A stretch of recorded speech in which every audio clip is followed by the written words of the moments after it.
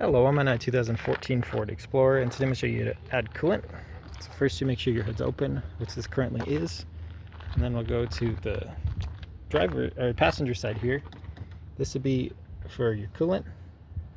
And then one thing to make very clear, you don't want to do anything with your coolant system while the vehicle's on or it's hot, because this whole system works under pressure, and the way the coolant works is it gets to a hot boil. So if you have this hot and you start playing around with this, you have a chance of getting scalding hot coolant coming up at you as you open this, which, especially since it's poisonous, you don't really want that. And then next step, make sure you've got the proper coolant for your particular make and model. So typically you're going to match up the colors with the same type of fluid as much as you can with what's already in the system, because it's better not to mix and match. But that said, see the slight amount of pressure that builds up as it's warmer, but you'll just unscrew and then lift off. And whether you pour directly from your jug or with a funnel, you just pour into there. If you can see on the side, there's a max and a minimum fill line, so it's recommended to keep it within that range. You don't want to fill it up all the way to the top, because there is supposed to be some air gap in here, just again because it's under pressure and it changes levels as the coolant gets hot.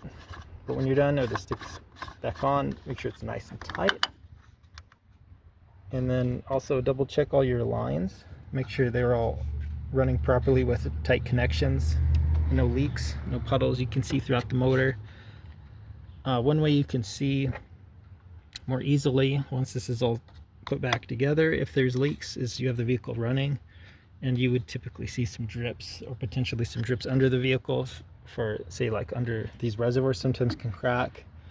Sometimes if the radiator itself gets a little bit low and hot, it can cause cracks. You might see some puddling under the car.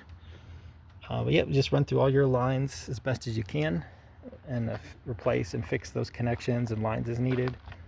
And sometimes vehicles have condensation puddle underneath, which is just water.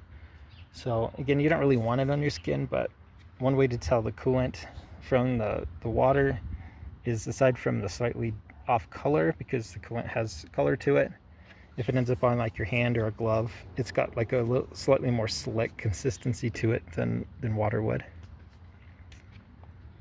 And then usually radiators, depending on your model, there might be a way you can add coolant directly into your radiator, but if your system's operating the way as it should, you typically only need to add it to your side reservoir here. But if your model is different and you have your radiator is always going to be in the front, so you might have a little cap on top. But I hope that's helpful. Hope you have a wonderful day.